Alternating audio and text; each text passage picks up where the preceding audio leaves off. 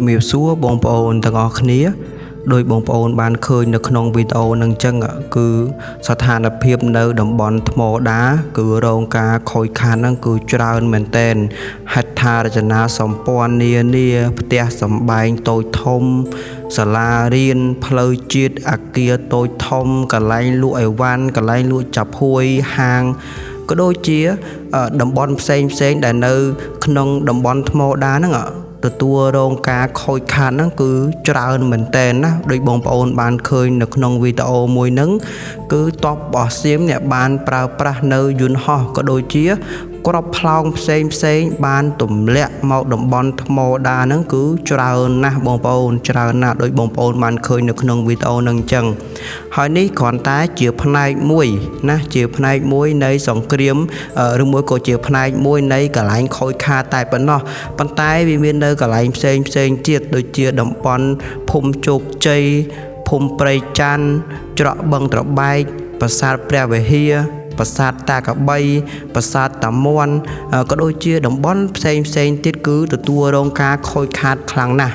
ណាគឺទទួលរងការខូចខាតខ្លាំងណាស់ហើយសួរថានៅពេលដែលប្រទេសកម្ពុជានេះទទួលរងការខូចខាតប៉ុណ្ណឹងសួរថាតើខាងថៃហ្នឹងវាខូចខាតវិញអត់មែនបងប្អូនខាងថៃគឺវាខូចខាតជាងយើងទៅទៀតជាក់ស្ដែងដូចជាជីវិតមនុស្សតបទាហានរបស់វាហ្នឹងគឺស្លាប់ច្រើនណាស់បងប្អូនស្លាប់ច្រើនណាស់ជាពិសេសនៅថ្ងៃទី12ខែធ្នូហ្នឹងគឺរំសាល់មិញហ្នឹងឯងគឺទទួលរងការវាយប្រហារពីប្រទេសកម្ពុជាទៅលើតបរបស់វាហ្នឹងគឺច្រើនណាស់បងប្អូនគឺច្រើនណាស់ហើយលើពីនេះទៅទៀតសូម្បីតែគ្នាវាក៏ទម្លាក់គ្រាប់ចំទៅលើគ្នាវាផងដែរហើយមានគេសួរគេខមមិនក្នុងខមមិនថាចោះហេតុអីបានជាប្រទេសថៃនេះមិនចោះផ្សាយនៅព័ត៌មានមួយហ្នឹងអញ្ចឹងខ្ញុំសូមឆ្លើយតបថាវាមិនដែរអាណាគេចោះផ្សាយរឿងបែបភ្លើរឿងបែបឈួតឡប់គួរឲ្យអស់សំណោចហ្នឹងចោះផ្សាយឲ្យប្រទេសរបស់វាប្រជាជនរបស់វាបានឃើញទេនៅពេលដែលចោះផ្សាយទៅវាមិននាំគ្នាសោចមែនណាសូម្បីតែប្រជាជនក៏ដូចជាកងទ័ពរបស់វាងប់រាប់ពាន់នាក់វានៅកុហកថាកងទ័ពរបស់វាងប់តែ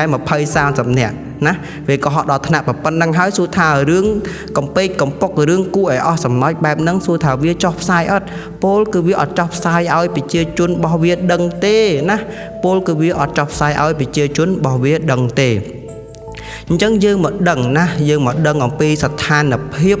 តាមបណ្ដាព្រំដែនអានេះរាប់ចាប់ត្រឹមពីម៉ោង12យប់ណាម៉ោង12យប់ឬមួយក៏ម៉ោង1យប់មករហូតមកដល់ម៉ោង8ព្រឹកណាបងប្អូនអញ្ចឹងនៅពេលល្ងាចខ្ញុំនឹងចេញវីដេអូមួយទៀតដើម្បីចែកជូនដល់បងប្អូនបានដឹងអំពីស្ថានភាពពីម៉ោង8ព្រឹករហូតទៅដល់ម៉ោង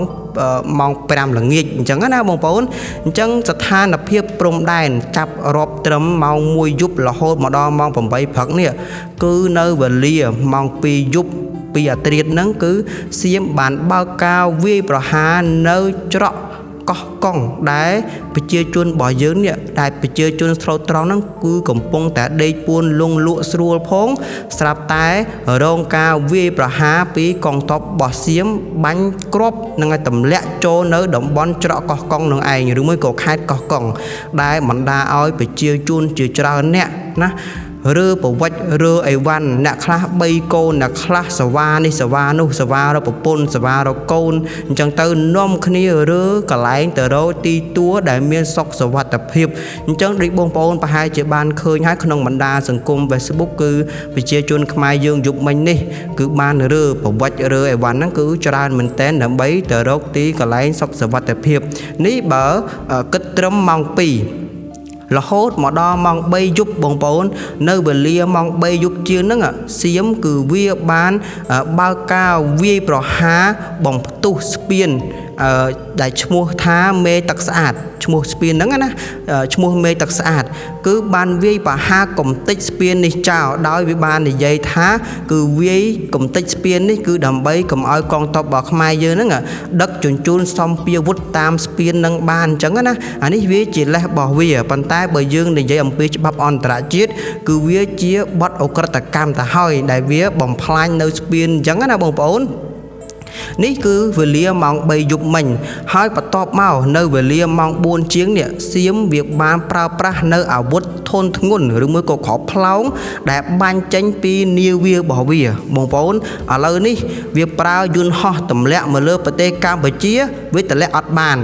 ធ្វើតបកម្ពុជាអត់បានវាបញ្ជូនតបថ្មើរជើងគឺបុកកម្ពុជាអត់ចូលទៀតឥឡូវនេះគឺវាបានប្រើប្រាស់នៅអាវុធធនធ្ងន់ដែលបាញ់ចេញពីនាវារបស់វាមកឥឡូវបាញ់ចេញមកហើយក៏ធ្វើអីកម្ពុជាអត់បានទៀតណាហើយឥឡូវនេះបងប្អូនកម្ពុជា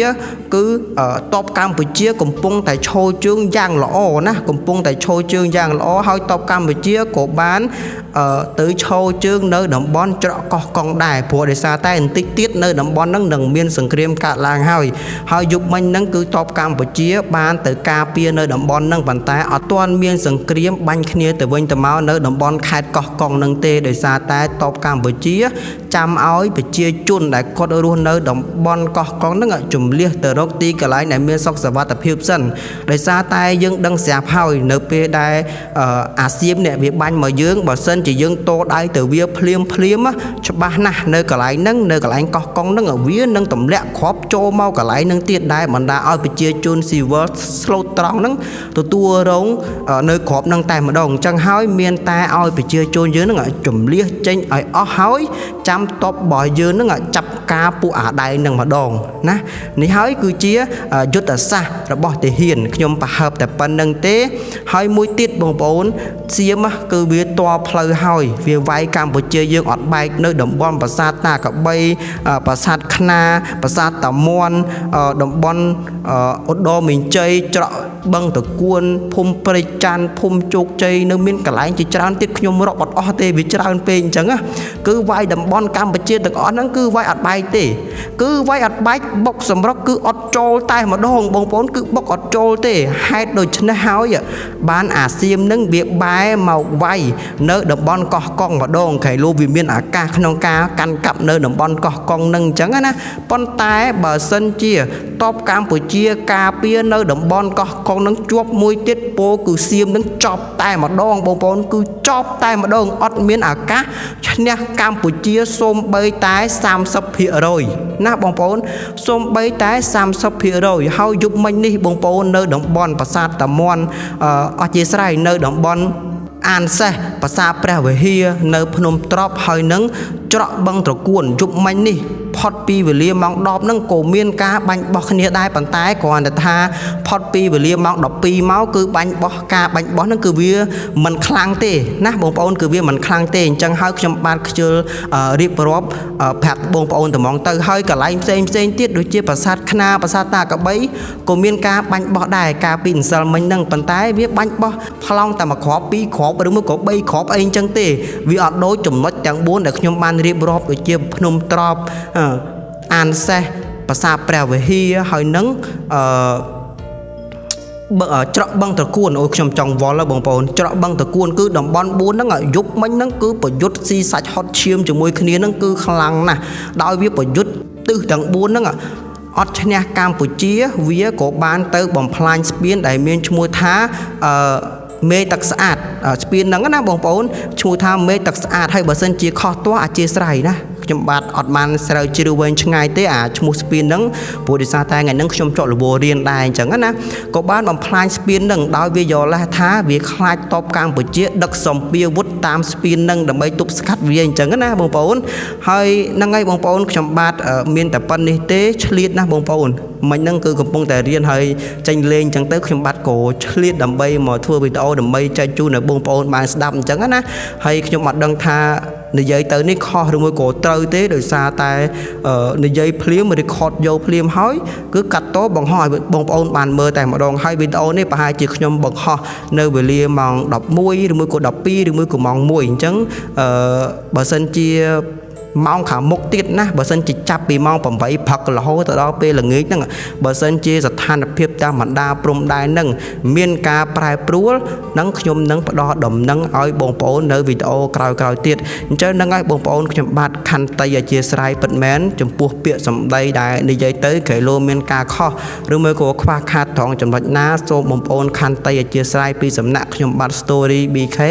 សូមអរគុណសូមជម្រាបលាហើយកុំភ្លេចចុច Subscribe នៅ Channel របស់ខ្ញុំបាទម្នាក់មួយផងបាទបាយបាយ